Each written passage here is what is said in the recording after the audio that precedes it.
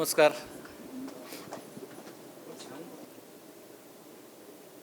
I was told to speak in English, though I know that most of you are very well versed with Marathi.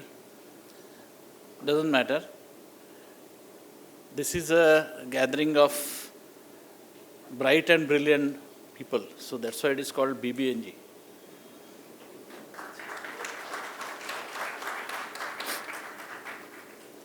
Now, the topic today given to me is again the title, that is engineering businesses and manufacturing businesses. I know a lot of people are going to talk after me, and they are all very established and I would say well-known people. So I don't want to talk too much from my side. Basically, engineering and manufacturing are complementary to each other. They don't compete with each other. And we know that in manufacturing we need a lot of infrastructure, also finance. And it's both are equally difficult to manage. So which one to choose, or which business line is more beneficial? There is no such thing. Both are quite beneficial. Both have their own prospects for growth. And I remember when I was just entering the business, my father said, any business you do, my father was the founder of the group, by the way. He said, any business you do, always first start with a dream. And the business size will depend on your dream size. If you dream big, the business has a potential of becoming big. If you don't dream big, if you are happy with something small, the business will not grow to that extent. And then he said, I said, what about finance? He said, we have established business, though small that time. He said, I have a lot of money to invest. I have some money to spend, but I have no money to waste. So you have to check, first of all, that there is no wastage. Always watch the wastage. If you keep the wastage near zero, then you are successful. And therefore, for other two, that is investment and spending, you have to do proper plan, proper budgeting. So that is how the business started, and it grew very well. Of course, the other things like marketing and other things are there, but why I should talk on it? You are all experts in that. And if I talk, it will be only a generalized subject like what is marketing and all that. I don't think I should spend time on that. So manufacturing has a lot of technologies involved, including process technology. And manufacturing, of course, not only technologies, you require a lot of other skills, but process technology is also required along with product technology. Most of the people think, not people, the youngsters, that if they have a good product, then they can make a big business.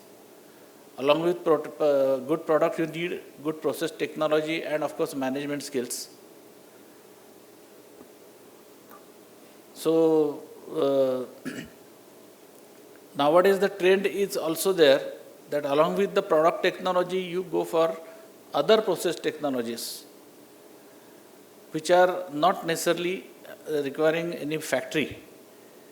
I can tell you about my own case. My generation I spent in factory manufacturing in the factory, like pumps manufacturing, like foundry, like machine shops, like motor manufacturing. Now my son has studied in Stanford environment technology, and he has come and he has introduced new technologies which don't require a factory. So that is the difference between a technology or engineering and manufacturing. Now these technologies are totally new. In fact, I myself have not understood it so well. He is concentrating on small plants. You can call it inside even a domestic complex. You can have this small plant and it can convert the wastewater in that plant into water, plus it can first of all separate out water, gas and sludge. And then the same one, the same plant can generate the electricity for its own or even otherwise. Now these kind of technologies we can't put it as manufacturing. But they are very important, and I know that because nowadays he has been giving the lectures along with some of the ministers also, because most of the ministers find it very attractive. You will get rid of all the pipelines required from a source to the treatment plant. So maybe another few years' time, you won't require the road digging and pipelines and the nuisance associated with it. So he has been encouraged very well by the ministries also. And that is engineering. That doesn't mean it is manufacturing. So manufacturing and engineering are two different things. Again, the third angle is consultancy. We have giants of consultancy sitting here, many of them. Consultancy, next step is engineering, third stage is manufacturing, fourth stage is servicing. You can do that, think of it that way. And from that angle, again, another thing what I had thought is when somebody, the young people, young boys or girls who come into business, the first thing they do is they start something on their own. They probably will work on their own machine. They themselves will work on the machine. We call it, and they themselves will go for marketing, service and all that. So we call it selling yourself. Then after some days you start appointing people for whatever you have been doing. Then maybe you have some other people, and then you also have some small factories. After some years, he will think why I should do everything. So he will, from the other end, he will start subcontracting. So some of the processes are subcontracted, and he will take the subcontract products and do the assembly of the final product. Even after that, he might do white labeling. He will design products, and then he will say, okay, somebody gets me the whole product done. I will only put my label and finance and marketing and sell it. Even further, he will go only by finance. He will say, okay, I'll finance, somebody has a good project proposal. So it starts from selling yourself to the financing of it, and that is how you see a lot of big companies on the share market, which are only going, they start with financing only, and of course along with that brand and marketing is there. But if you ask them what you want to manufacture, they will say we don't want to manufacture specifically anything, we are open on everything. So if the specific topic is manufacturing and engineering, I would say engineering is the common thread and it is the starting point, and manufacturing is one manifestation of that engineering also. Now advantages of this for our country is that it generates jobs. But unfortunately that is one area where we are not supported so much by government. Let me say it boldly, and I know Mr.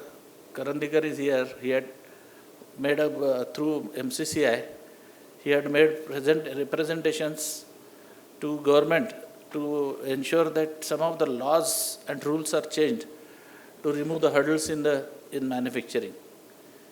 Now, let me not name them. You obviously know that what kind of hurdles can come from legal side, besides the delay in approvals and I would say approvals and passing of the proposals.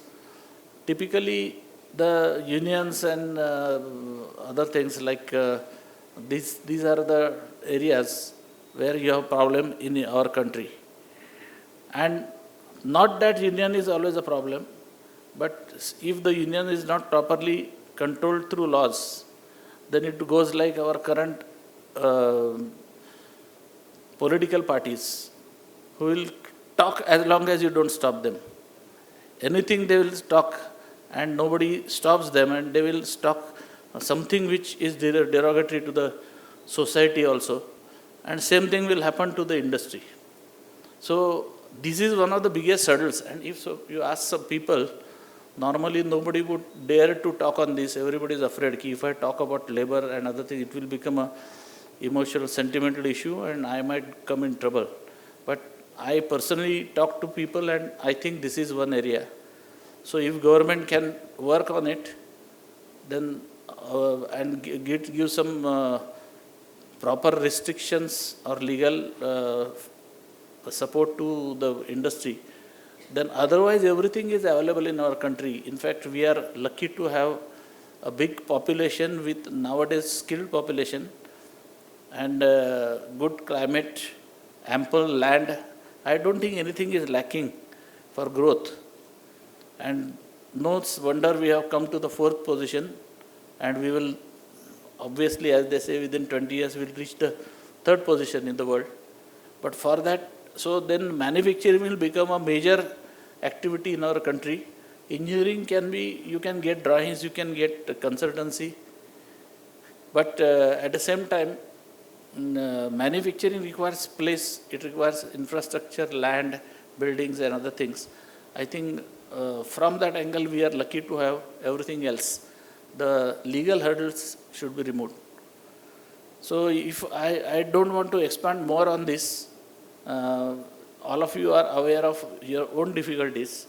There are markets, there are suppliers, there is a amplicity of material, and everything else is available. Only I think 2 things are pulling us back. One is the attitude of the businessman. They should be ambitious. I want to grow and come to the top level in the world. And the second thing is some of these legal aspects. If these 2 are reduced, then we can grow fast. Now for BBNG, I would say from our side, we have a good amount of brain strength. We have good morals. These are the basics and these are the major supporters to growth. That is amply there. Mostly I have seen that the ethical base is better compared to many others. And that is also a good support for growth in business. So it is more important to have business than to have engineering or manufacturing. It can come together. Just as I said, my son is making going for engineering solutions, but it is not related to manufacturing. So all of you can look at these things, what can be the new lines in engineering and what out of it can be manufactured. In fact, for white labeling for other countries, you need manufacturing and less of engineering. I am sure most of you have done some in your life, some time or the other, some white labeling that is making a product for labeling, private labeling in other countries. That is also a good line. So thank you very much for your patient listening. Thank you.